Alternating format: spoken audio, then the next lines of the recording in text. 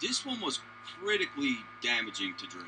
Make no mistake. Oh my god, dude! Why am I just not saying this is different? Like, dude, he did this shit like Eminem and 8 Mile. What are you like, dude? Jeez, jeez. Riding down the 805, ain't enough. I'm just looking for some 305s. Hey, yo, what's good, you guys? I go by Boomer, and you're watching Bali Star. Today, we're getting into What's the Dirt? You feel me? The infamous, you feel me? That channel. Mama, there goes that channel right there. What's the Dirt? How to strangle a goat. Kendrick's strategy to destroy Drizzy, you feel me? To destroy Drake. So, yeah, man, we're gonna get into another in-depth discussion on researching how the middle of 2024 just happened. You feel me? So let's get straight on into it, man. Make sure to leave a like, support the video, subscribe if you're new. Let's get straight on into it. Let's go. It truly goes without saying that Kendrick Lamar dominated the beef against Drake and came up on top by a significant margin. However, his win over Drake is the result of something far more powerful than just piecing up syllables. The most critical aspect of Kendrick's win comes down to one thing: strategy. Everything this man did before the battle, in the battle, and especially after the battle has been extremely calculated and downright impeccable. Let's just be real here. Like, the guy hasn't made a single mistake. Kendrick daydreamed about destroying Drake for a very long time, and in 2024, I believe he crafted a calculated strategy, a master plan that we're gonna call How to Strangle a Goat. The black know I just strangled me a goat. So, how do you take down a powerhouse like Drake? Well, a lot of rappers wouldn't be up to the task because most of them are missing a critical piece that Kendrick has had for a very long time. This is the secret sauce that can't be purchased, can't be taught, or replicated. Without this element, Kendrick's strategy And I wouldn't think, I'm just gonna keep this in my mind, but I think I know why, like, I don't know, you have like a lot of Drake stands, and I guess I would say like some fans that are like, that feel indifferent to this because it's like, what Kendrick said wasn't false, you know what I'm saying? Like, Drake was, you know what I'm saying? Drake, his music was like comfort food. His music was like, how it became a McDonald's for us. Honestly, personally, after Nothing Was Ever the Same, I'm gonna keep saying that. You might hear me say that throughout the whole video to reference something. After Nothing Was the Same, once he just started like adapting many other people's sounds, incorporating that zone, just making pop hits. He made it like a McDonald's for us. You know what I'm saying? Like, in a way, like Drake's music had become comfort food. I wasn't listening to it as much. I possibly would grab 3, 4 some songs from the songs he's made after post Nothing Was the Same. I grabbed like probably a couple songs, but it's like, yeah, nah. But yeah, it became comfort food for a lot of people. I was gonna say, for example, it's like Kendrick is like the teacher or your parent has come to turn off the TV, which was Drake. You're like, you like watching TV. You know what I'm saying? Like, you're sitting on the couch, fat, lazy, couch potato. You know what I'm saying? Watching TV. It's your comfort. And then, let's just say in this scenario, you know what I'm saying, you're a big fat, you're a couch potato, your significant other comes and turns off TV, but like, you're fat and lazy, and you're nothing good do or something, like, and you're no good for or something. And it's like, you just took away my comfort.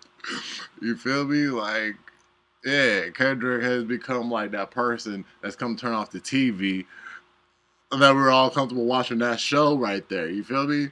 So I can understand why a lot of people, might feel indifferent to this. You know what I'm saying? Like,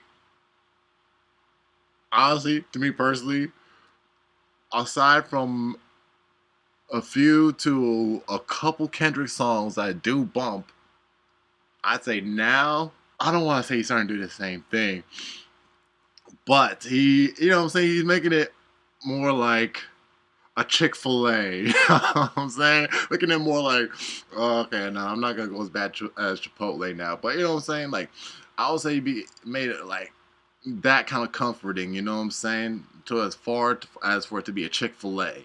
Not to be like Carl's Jr., Jack in the Box, you know what I'm saying? McDonald's, burger. No. He hasn't made it like that. But I'll say he made it sort of like a Chick-fil-A. You know what I'm saying? Going as far as fast food goes. But yeah, you know what I'm saying? Like, he showed me that he could, you know, make dope, like, you know what I'm saying? Really dope, really effing tight music. You feel me? Like, yeah, you know what I'm saying? Like, this shit just bops. You know what I'm saying? And, yeah. Exist, and the beef wouldn't have happened in the first place.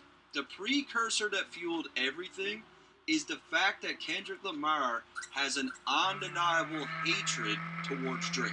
And this was the ultimate setup for everything that he did. I believe both of these MCs knew at some point that they would one day clash, but I don't think Drake took it as serious because he didn't share that same hatred. Drake may have disliked Kendrick or was annoyed by him, but hate is a pretty strong word, and Kendrick definitely had this emotion with him. Now let me say I'm the biggest hater. I don't believe for 1 second that 2024 was the first time Kendrick picked up a pen with 2024 will be remembered forever. I'm convinced he started crafting verses as far back as 2013. Taking notes, studying Drake's every move, every misstep, every rumor, and he carefully analyzed all the battles that Drake was already in. I was told by an inside source that Kendrick had a diss track for Drake back in 2021 with most of the same subject matter. So without this element of hatred for Drake, Kendrick would have never had the desire to construct this plan, but the first step of his ingenious strategy is what I like to call the moral man tactic. This one was critically damaging to Drake. Oh my god, dude! Why am I just not saying this is different? Like, dude, he did this shit like Eminem and 8 Mile. Where he, like, dude, he did that just before he, like, this nigga set the fucking stepping stones already. We'll push this nigga off a cliff. Like, nigga, they've been building. Nigga been Minecrafting, nigga. Nigga been Fortnite. Alright. But, yeah, damn. I'm just not saying, damn, Mr. Moore. Oh my god, he makes sure to get it all out there before he. Jeez. Kendrick's ingenious plays in this beef was his ability to portray Drake as a complete degenerate while casting himself in the most favorable light. This was a very straightforward strategy of framing one side as bad and the other side as good, and this worked flawlessly. One of the first things that Kendrick executed out the gate, and a huge part of his game plan, was to paint Drake as a pathological liar. Fabricating stories on the family front, cause you heard Mr. Morale. I think somebody lied. A pathetic master manipulator. You lied about your ghostwriters. You lied about your crew members. It was God's plan to show y'all the liar.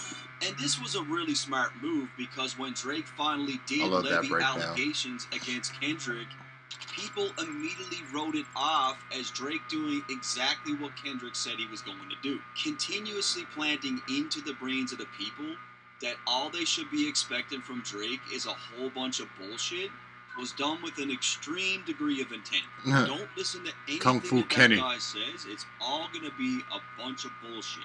And not only did he paint Drake as a habitual liar, but he made him out to be the most evil, despicable person on the planet.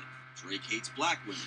He hates black women, hypersexualizing with. Drake is a misogynistic body shamer. You're a body shamer. You gon' hide them baby mamas, ain't you? You're a narcissist, misogynist. Drake is a rat.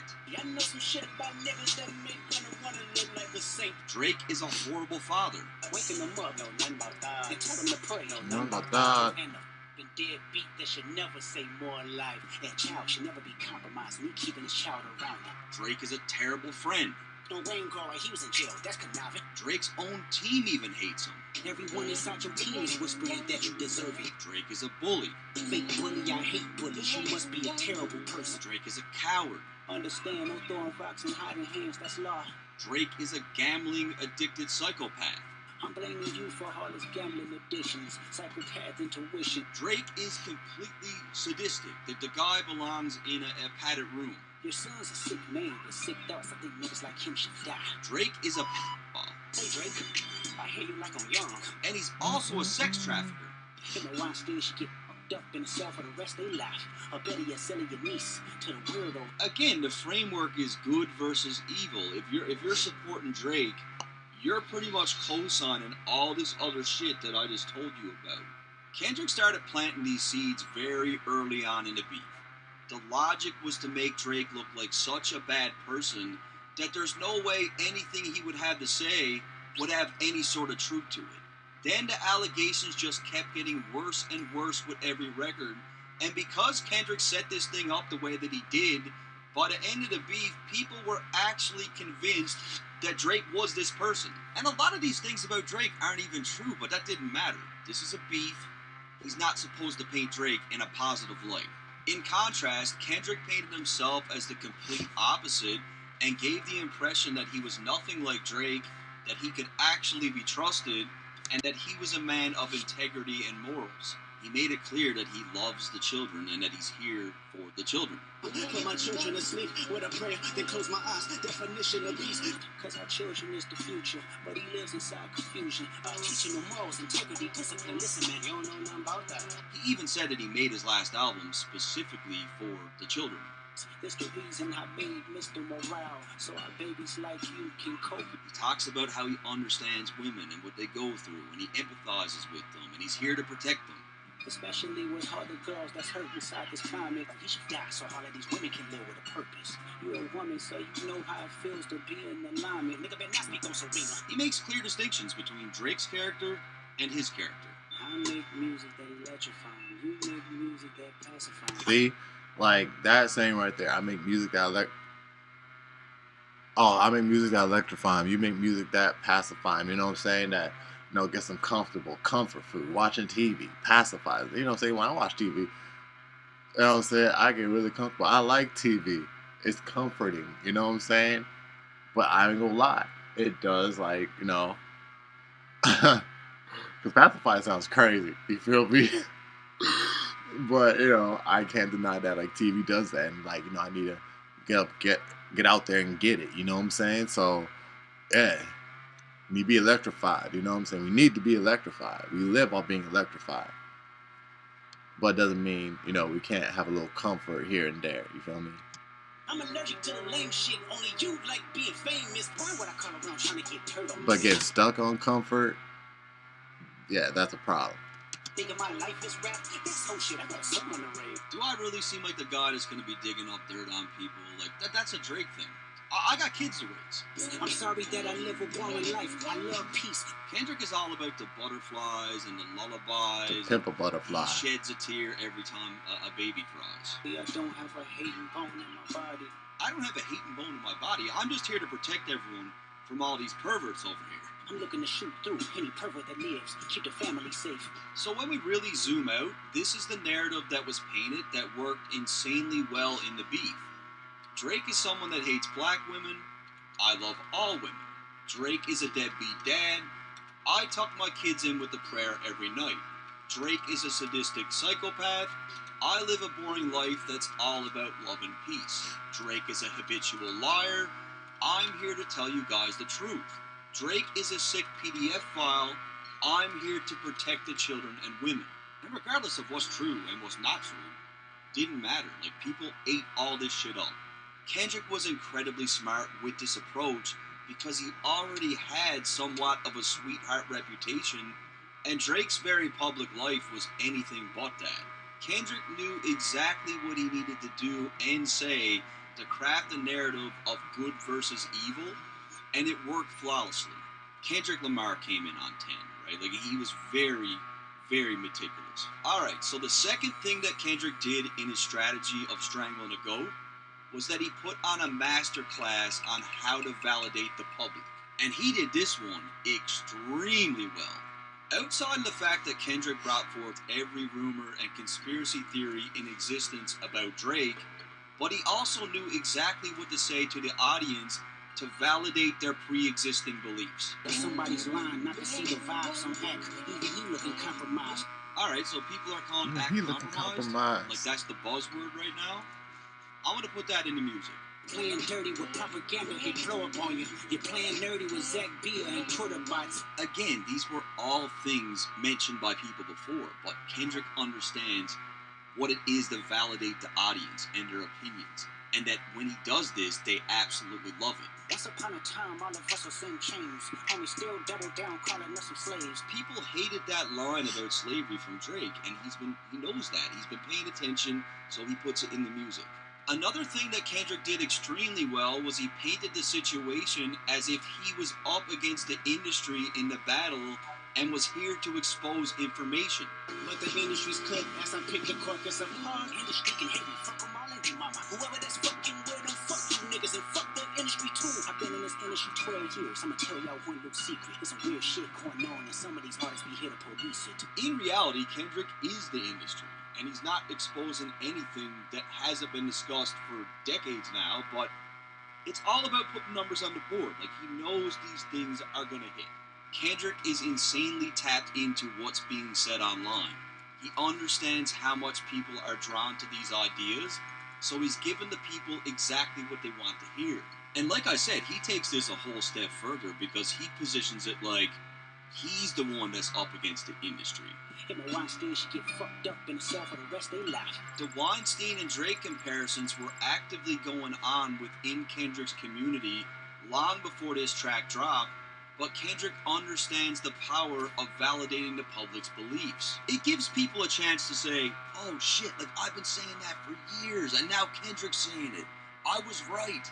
Your little means is losing steam, they figured you out. They know exactly what you're doing, and this is all smart. Like, people loved it when he said things like this. Kendrick was masterful at this. He had a way of making people feel like they were part of something bigger. Like they were special just for aligning with what he was saying. The audience not dumb. Shape the stories how you want. Hey Drake, they're not slow. 5% will comprehend, but 95 is lost. I hear that last quote all the time, and I'm not saying it's everybody here, but I hear that quote from literally some of the slowest people on the internet. I swear to God. The embassy about to get raided too. It's only a matter of time. Kendrick knows exactly what he's doing. He understands that narratives like this one will make people absolutely lose their minds. He's tapping into every boxed-in and Reddit conspiracy theory, and fans are eating it up. He was really paying attention. Like, he studied this. He read everything. Nothing got past him in this beef. And look, a lot of people wrote this one off as bullshit, but after Not Like Us dropped, quite a few of Kendrick's lines were found to be old tweets from random Twitter accounts. At first, I felt this was also coincidental, but because I've noticed this obvious trend of him or his team using talking points from online, I personally can't rule this out anymore.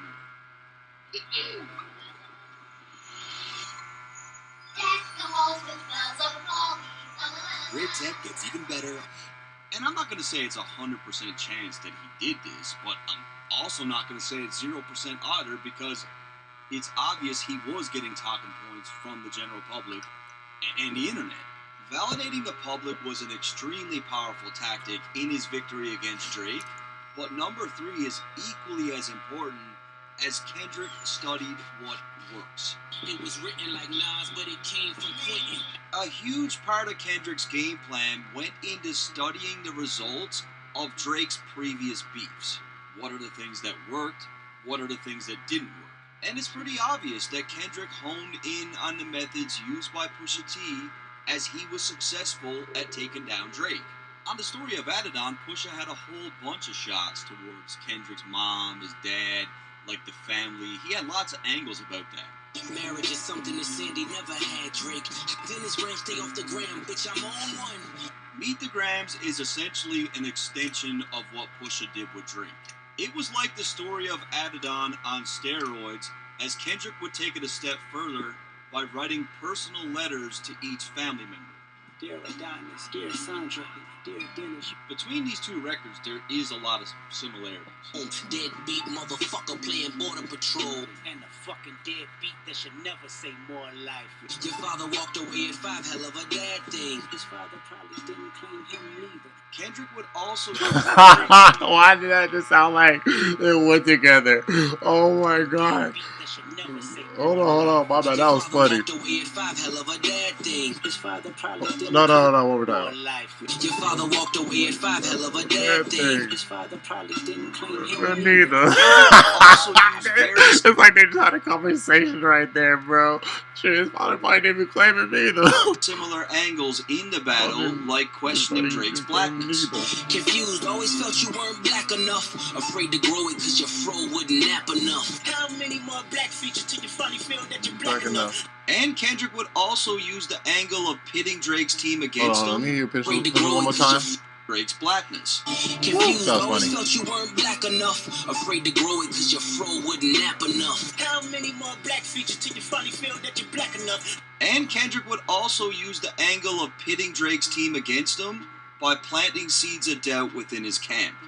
It wasn't that she was divulging it. She divulged to 40. Yeah. She's having sex with Tell her nigga. Have you ever thought that OVO is working for me? And this worked because Kendrick was able to get inside Drake's head, and it was really messing with him. This nigga send me a rat emoji. Kendrick also took note of just how effective revealing a shocking secret was, and how this ultimately won the battle for Pusha. In fact, Kendrick took such great note of this that he even came with the exact same secret. You are hiding a child. He's hiding another child. Now, does Drake have a daughter? I can't rule it out. Like, I don't know Drake. I don't think he does, but it's possible. Like I said, Kendrick really hates Drake, and I think he played this shit like Moneyball. What can I say that'll get me on base? What's gonna get points? What worked in the past? What are the general public saying? All this was taken into account, not just in 2024, but for over a decade. When Kendrick said that he had 5 more in stock, like 5 more in the chamber, I totally believe him, because I think he was sitting on so much material that there's a lot he didn't even use. And some might call this level of hatred crazy, but Kendrick knew this day was coming, and he came in on 10. From his perspective, this... Hey, damn, I forgot the blatant saying I always be saying about this. Like, you know, stay ready so you won't have to get ready. That's it. is hip-hop, and hell is going to have to freeze over for Drake to ever get the upper hand. There was just no way he was taking an L to Drake. No fucking way. Moving on to number 4 in Kendrick's strategy of how to strangle a What do you say? no fucking He way. probably would stop making music. Who's he talking about? Forget the upper hand. There was just no way he was taking an L to Drake. No fucking way. He probably saw it because for a second, man, when that subtitle came up, Upper hand.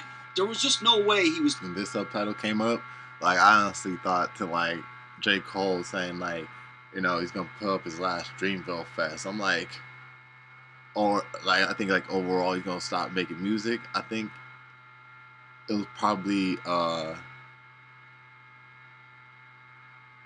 annotated somewhere. But I remember saying like he's gonna have his last Dreamville Fest. I'm like, last Dreamville Fest? Like, you serious? Like what the hell? You know what I'm saying? taking an L to So Drake. Kendricks, stop making No music. fucking way. Moving on to number 4 in Kendrick's I don't know. strategy of how to strangle a It's like goat Kanye. You would never know when they held up it with his Grammy or something. is without a doubt the timing of his records. This one is very, very important. You can't engage in a battle without laying down some bait, and Kendrick lured Drake into this thing in a very strategic way. Talking about Okay, let's get timing, it up. 2 Let's days comprehend before the this food. That record is the dropped, problem. Niggas Drake clicking and up. J. Cole had just... Listen, man. If y'all see this, if y'all know, y'all know, because y'all probably ain't gonna see it again. This started on my birthday. This couldn't have been the bestest birthday present ever. Ever. You know, one of the best birthday presents I've not ever received ever. Then, like, bro, So crazy. So crazy. It was like God's birthday present to me. About timing, 2 days before this record dropped, Drake and J. Cole had just finished a joint tour. They were on a whole wave of positivity, giving each other flowers, promoting each other's music, making records together, and I know this is a Future and Metro track, but this was definitely discussed, and Kendrick wanted this thing because to... think about it. Niggas consider Future in... Nigga, let's just say, they consider Future in the top, no, 4, you know what I'm saying? The top 3.5 or something.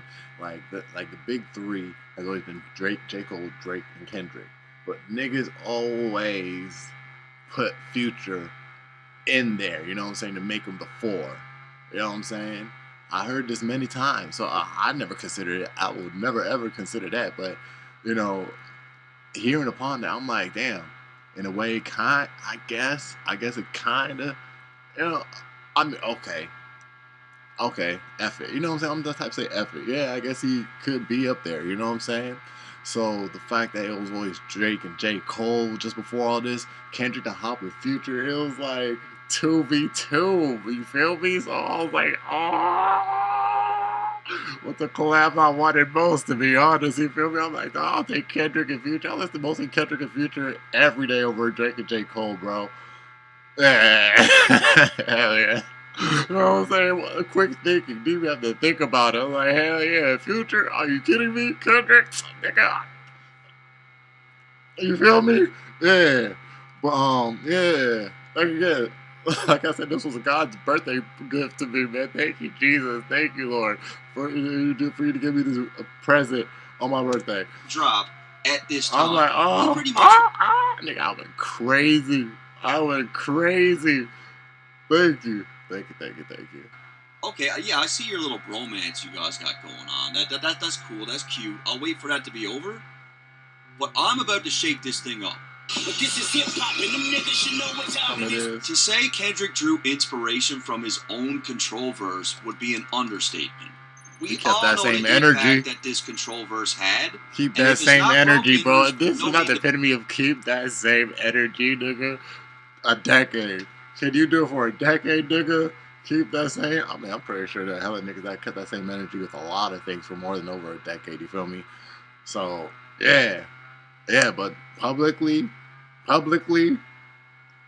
this, a decade, nigga, if you want to think keep that same energy, you gotta have a Kendrick posted right fucking next to it, nigga. To fix it. What the fuck the big 3? Nigga, it's just big me, nigga. So Kendrick pretty much said, I know how effective this is. I'm going to follow the same blueprint again. I'm going to hop on a guest feature and go completely nuts. But this time, I'm going to build on it and be far more direct. I think I told my last chick, you know what I'm saying, like, yo, this is Control Part 2. Maybe I told some homies. But I know I told somebody, like, yo, dog, this is like a Control Part 2, bro. This is Control Part 2. Instead of going for his peers, he's going for his, well, same as peers, but, you know, the big 3. You know what I'm saying? His new peers. You feel me? This is Control Part 2. And again, timing is really important on this because Drake still had a few shows left from his solo tour. So while this record is going absolutely nuts, Drake can't escape this thing. He has to listen to it. He has to hear about it. He has to watch it go #1. And the thing that the boy loves... The thing is, like, I hate when rappers, you know, claim that they have never listened to the song. Like I saw a video where Lil Wayne claimed that he never even listened to Whacked Out Murals. You know what I'm saying? He was on that show with one of the NBA sportscasters, the white one. I forgot his name because like, most of the shit he says is stupid. You feel me? But yeah, like Lil Wayne is his homie, so like he went on an interview with him, and I swear once the white sportscaster recited Kendrick's lines from Whacked Out Murals, Lil Wayne was like, "Oh, this is the first time I'm actually this is the first time I've actually heard it being said to me." You know what I'm saying? I never listened. Like, I hate when they do that, bro, because it's like, you know damn well You know what I'm saying? Like what? Lil Wayne made that tweet after the song, or I mean, it could be because people came to him. You know what I'm saying? Well, all that. You know what I'm saying? But it's like, bro, you know damn well you kept a strong lookout, and like, see if Kendrick would have said something, bro. Like, the people wouldn't even told you if there was a track towards you, bro. You would respond like, honestly, I would say within like a day, but you know, the old Wayne will probably be more like that. You know what I'm saying? So I would say within like 3 to 4 days. You know what I'm saying? And yeah, you could claim people have told you, because like in 3 4 days, like it's possible. You know what I'm saying? It's more likely that people could tell you within those 3 to 4 days that, hey, can I woo? You know what I'm saying? So, you know, it's believable, but nigga, inceptionally, you know what I'm saying, bro? You heard it before people start talking about it. You know what I'm saying? You were hearing it, you know what I'm saying, like a good minute before people start, like, you know, spamming your DMs and fucking flooding your Twitter and shit. You know what I'm saying? Say, hey, okay, that whoa, you know what I'm saying? Like, nigga, I done heard it already. You feel me? Like, at least Kendrick, I mean, he never claimed that, like, I mean, well, it's obvious, you know what I'm saying? And why Drake responded and all that, you know, Kendrick responded like freaking, 50 seconds after Family Matters. It's like, dog, y'all be listening to each other's tracks, bro.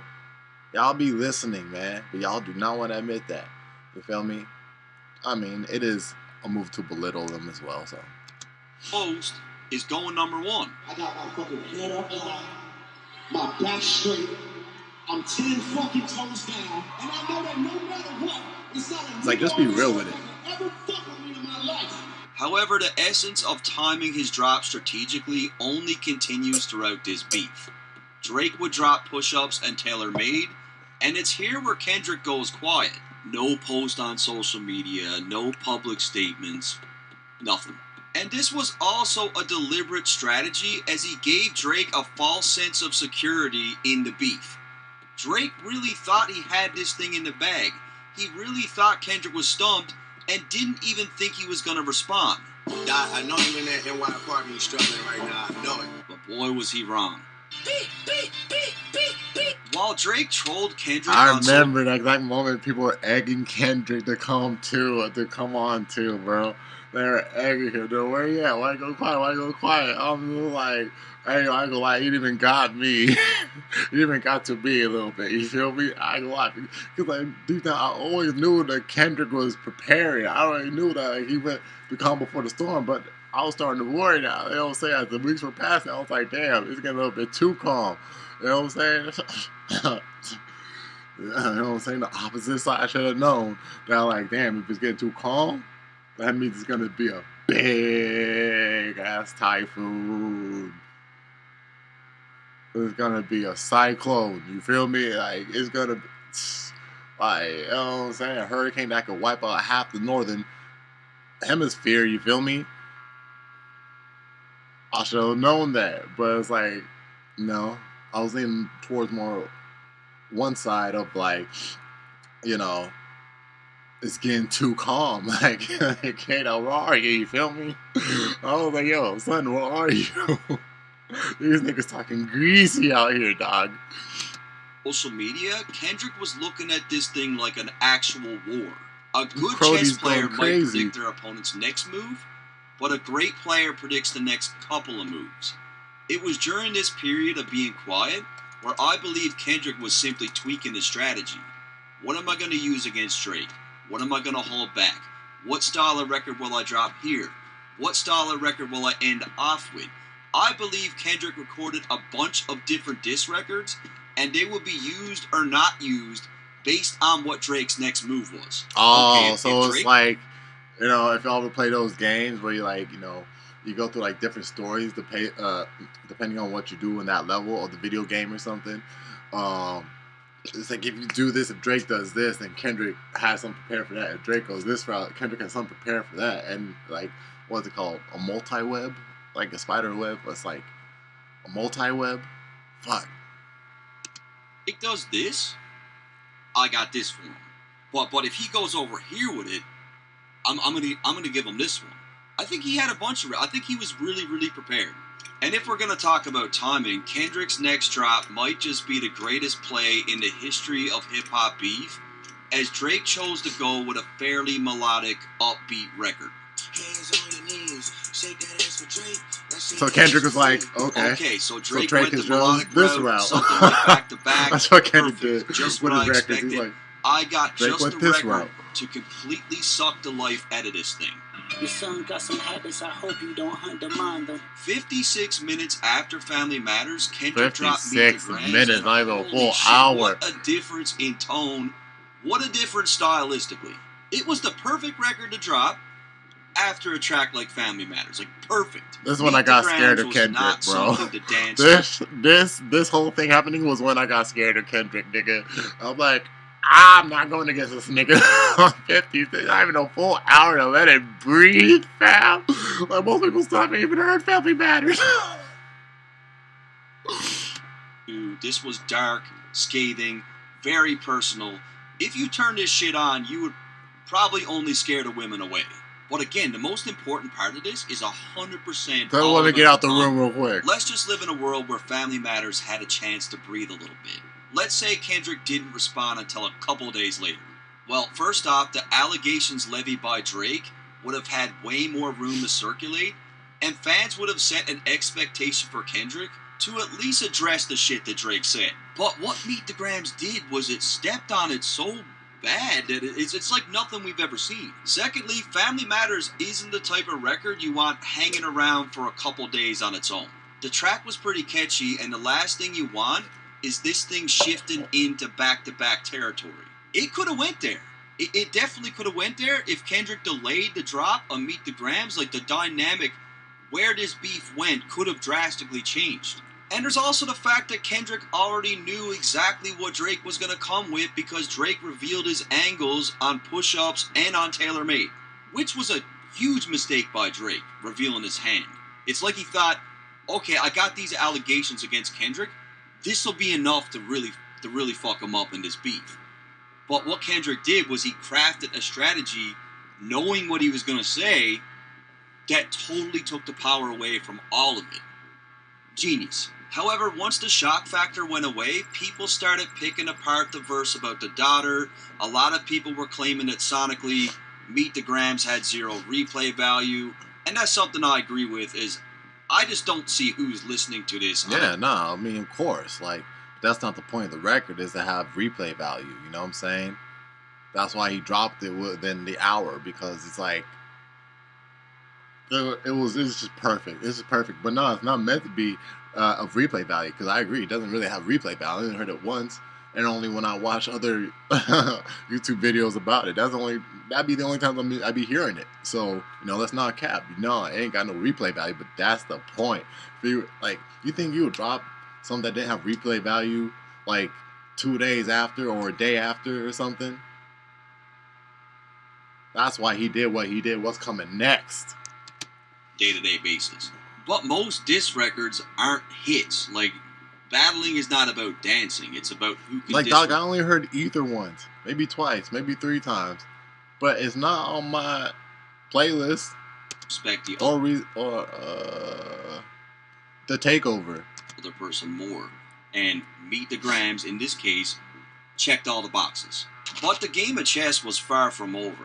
Kendrick likely recognized that Meet the Grams alone might not be enough to counter someone with Drake's hit-making ability, so within 24 hours, he delivered an absolute bop. Hey, put the wrong label on me, I'ma get them dropped. Now Kendrick not only has a scathing and disrespectful track in Meet the Grams, but he's also delivered the perfect counter to Family Matters, as Not Like Us was an even bigger record. The record is a full-blown smash, and the timing was impeccable. And by the way, guys, this How to Strangle a Goat video is all about analyzing Kendrick's moves during the battle. I've got another video lined up titled Kendrick's Victory Lap, where we're going to break down everything he did after the battle. The moves that he made after the battle, to me, is equally as impressive. Like, I want to make a really good piece on it. And by the way, if you want something dope to remember the beef by, This is my merch right here, and what I did was I like encompassed all the diss tracks into this design, and everybody loves it. Anybody who's placed an order, I've gotten nothing but good feedback. They're telling me it's like the highest quality YouTuber merch they ever bought, and that was intentional because I went through a shit ton of vendors to find the right quality materials and all that stuff, right? It really is the best way to support me and the channel, so really dope conversation piece. All about the music. I'll leave the link in the description. The fifth element that Kendrick incorporated to defeat Drake kind of goes without saying. It was when he weaponized the culture against him. He's so good at doing this that people don't even realize like what he's doing. Then notice I said we, it's not just me. I'm what the culture feeling. Kendrick played this all really smart because he's positioning himself as the person that's speaking for everybody. Drake is the imposter, and I'm here to stand up for what's right. I'm doing this for all of us. Tell them run to America to imitate heritage. They can't imitate this violence. And it's lines like this one where he deliberately makes the distinction between Canada and America. This is also really clever because now he's making the beef about geography. Kendrick's right. Like, we're not going to let these Canadians copy us. And many people don't take notice to little things like this, but it's one of many ways that Kendrick subtly shaped the narrative. It's like he's saying, look. Okay, so I'm gonna be the devil's advocate here. You know what I'm saying? And I only like to do this because it's like, you know, it's good to see all sides. You know what I'm saying? Before you especially choose a side. You know what I'm saying? It's like if you say Canada imitates, and you know what I'm saying? It's like every city got a hood. And that's just not in America. You feel me? Every city in America, every city has a hood. Point blank. Every city has a hood. It can mean in other countries too. You know what I'm saying? So Canada, I'm not surprised if they, I mean, when I went there, I ain't see shit. You know what I'm saying? But like, you know, I would not be surprised if there was one there. You feel me? So like, can't imitate this violence. If you say Canada is imitating, and you have to say the whole world is like imitating us. You know what I'm saying? Because it's like, other than that, there's no way. It's like every city has a hood everywhere in the world. You know what I'm saying? So it's like, yeah, like stuff like that is everywhere. But other than that, I totally get what he's saying. I don't know who else is with me here, but I'm American. We made this culture. This other guy, he's from Canada. This guy's a total outsider. Somebody had told me that you got a ring. Oh God, I'm ready to double the wage. I'd rather do that than let a Canadian nigga make Pac turn in his grave. Are we really gonna let this Canadian, who's not part of our culture, take Pac's ring? I'm gonna be the one to stand on business here. This is gonna resonate with people in hip hop because who doesn't like Tupac? Like the guy is an icon. I even hate when you say the word nigga. But that's just me, I guess. Kendrick is pretty much saying, look, this could just be me, but I personally don't like the way that Drake says that. Like, I don't know about you guys. We don't want to hear you say nigga no more. Stop. We don't want to hear you say that anymore. Another brilliant tactic that Kendrick employed in this beef was when he removed all the copyright claims from his diss tracks on YouTube. This allowed creators to make money off reactions, breakdowns. This is what I saw. Like, this one I started to see, like, Kendrick doing a strategy here. I was like, oh, yeah. So I see what Kendrick's doing. Hey. Views, and was a masterfully calculated move. Not only did it earn him immense respect within the hip-hop community, but it also amplified the reach of his tracks, spreading them to an even bigger... of course, disclaimer, you know what I'm saying? Like, copyright has been put back on him, but it's from his labels. Of course, his labels got to eat. You feel me? Like, of course. You feel me? Audience. I mean, this is unheard of. No one has ever done this before. And what a play. He pulled out every stop that he could in this beef. And of course, as this is very much intertwined with culture, a big part of Kendrick's strategy was also painting Drake as not just an outsider, but a complete culture vulture as well. How many more black features till you finally feel that you're black enough? And that's such a bar, too. Like, the black features because he had the braids, and then the black features, like, musically. Such a burn. It's no accent you can sell me. You run to Atlanta when you need a few dollars. Yachty can't give you no swag neither. I don't give a fuck about who you hanging with. Hitting the culture against Drake was the best angle that Kendrick could have ever took in this beef. And do you know people like mostly the people that be taking Drake's side, bro? They're not even black. So who can say that they're even part of the culture in the first place? You feel me? That's why I look at Drake stands now. I'm like, nigga, y'all pinks don't even matter anymore. Look at you. Took a strong position of And don't even say look at me because I'm what the culture feeling. You feel me? Whilst making people feel like they were also part of the fight, and it totally worked. You can't say no if you ain't been in it. Really worked. At this point, you could see that Kendrick's strategy is 100% dialed already. But the sixth aspect that he implemented in order to defeat Drake was that he beat Drake at his own game. Shut down all my balls, bitches, wife, and niggas. Who could forget back to back the hit record that Meek Mill couldn't get away from, as it was constantly being played at sporting events, on the radio, oh my God, nightclubs, and triggered countless online that memes. record was a smash. Sound familiar? And this also ties into studying Drake's previous beefs, because he clearly looked at his approach with Meek. What better way to humiliate Drake than by hitting him exactly where it hurts, by dominating a space that he takes great pride in being the best at, being number one on the charts. You don't need to have a technical ear for recognizing what a hit record sounds like to know that Not Like Us was destined to be a number one record. I wasn't even halfway through the record when I paused it and looked at my girl and said, he's got a number one record here. Like, this is out of here. Kendrick's got one. This is a major, major problem for Drake. You said, Not Like Us. By God. This is not even just a hit. It's a full-on smash, meaning I don't think this record is going anywhere for a very long time. I personally don't see a time in at least the next decade where this record isn't being played at some capacity. There's a big difference in a hit and a smash. Do you know that Joe Budden still gets a nice check every year from this record? A track he did over 20 years ago? And that's because Pump It Up is one of those tracks that you'd be hard-pressed not to hear at a ball game. And I feel like Not Like Us is also one of those records. What's more impressive about Not Like Us is it's a diss record. It's a diss record that is a smash. I'm just going to go off top here and say that 98% of diss tracks will just come and go. You actually see the ads disappear as they're blocked in real time if you enable visual mode. Isn't it the worst when you're surfing on... Very seldom does an artist catch one where they're disrespecting someone and it's at the top of the charts at the same time. We can pretty much count those on one hand.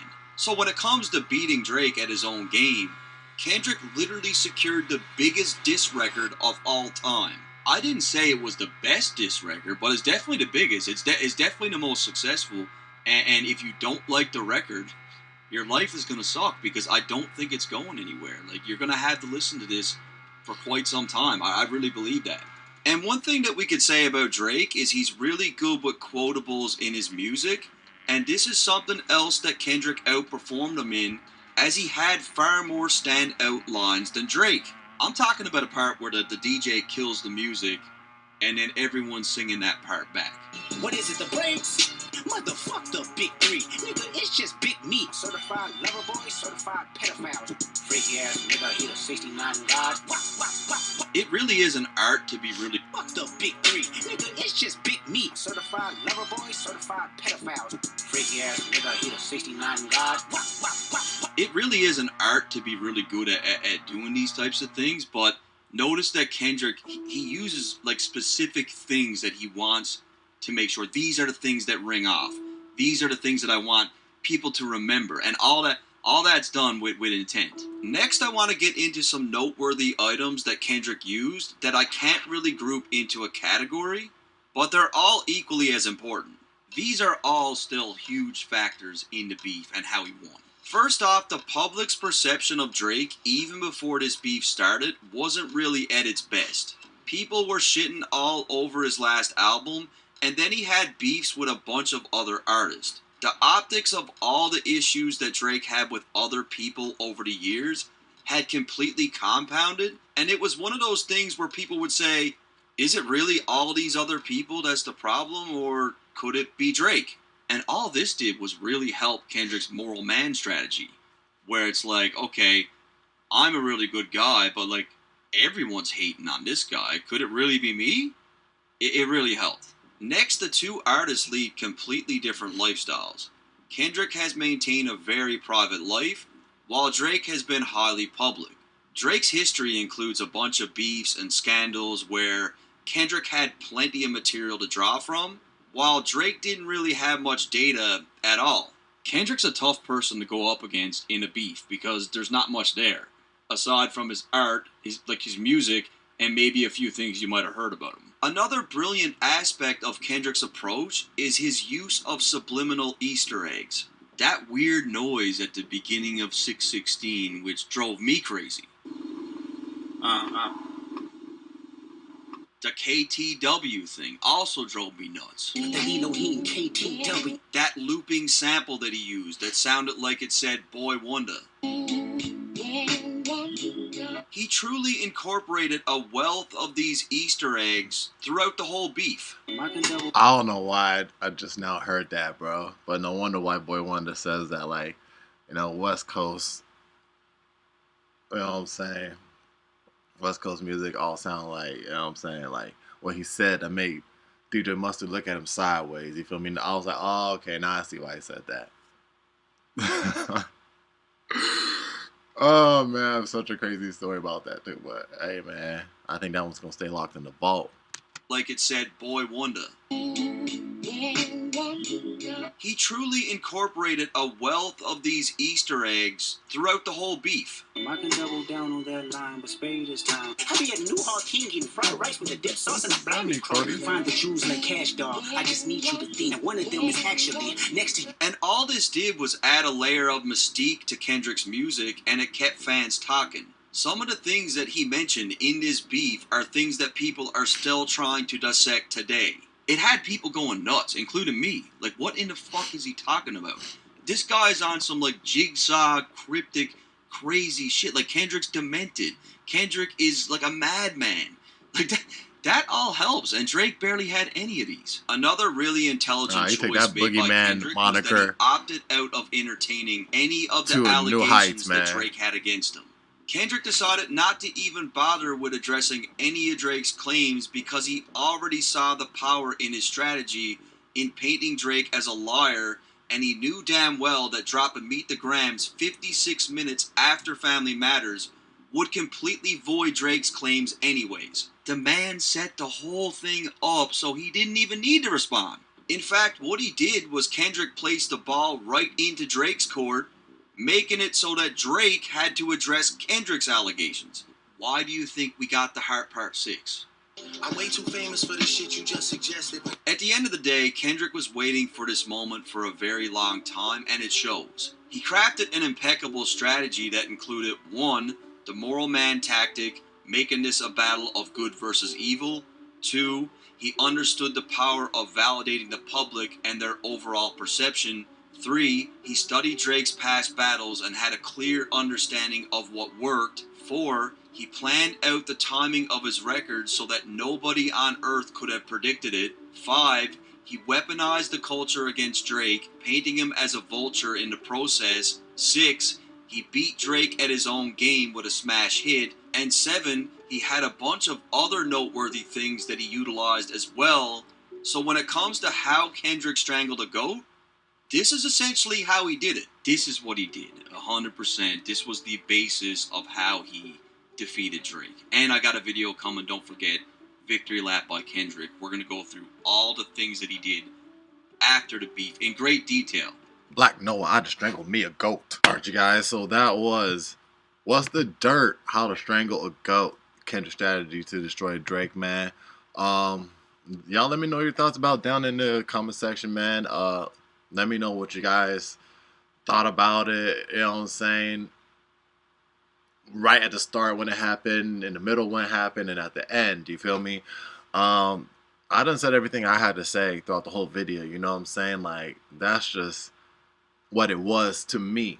You feel me? But Y'all let me know what it was to you, man. I'm Boomer. You're watching Bali Star. Make sure you leave a like, support the video. If you enjoyed it, subscribe. If you're new, I'm going to catch y'all in the next one. 100. Ain't nothing that was ever the same ever since I went through that pain. These people be cruising for strings, and I'm over here like the 7 seas. It's nothing that was ever retained. Once I held on to my name, my balls, my word is I'm giving her and I'm giving her 2 of them things. Say it's an equal exchange. I'll break a diamond to change. I'll put an old girl on a train and take her to Pound Town and let her a cane. And shooting a movie in frame. These dudes annoying her just